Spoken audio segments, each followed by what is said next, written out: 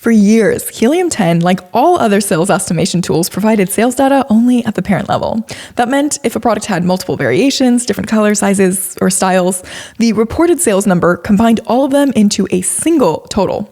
For example, if you were selling a coffin shelf and had red, blue, green, and purple variations, Helium 10 showed 100 units sold per month. That number included sales for all variations combined. This was because Amazon reports bestseller rank, or BSR, at the parent level, making it impossible to see how each individual variation was performing. However, now Helium 10 is the only tool that lets you break sales down to the child ASIN level directly with the Chrome extension. This means you can see estimated sales for each specific variation instead of just an overall total. Let me show you how this works. If you are browsing on Amazon and land on a product with multiple variations like queen size bed sheets with multiple colors and sizes, you can now run X-ray and instantly see both the parent level sales and the individual ASIN level sales.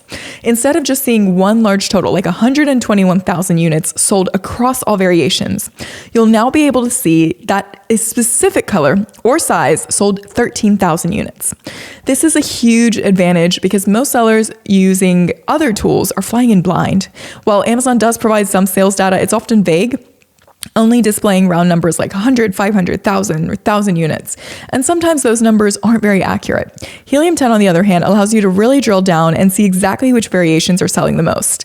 That means you're no longer guessing whether a specific color or size is driving a bulk of the sales. You can now make data-driven decisions about inventory, pricing, and advertising by targeting the best performing variations.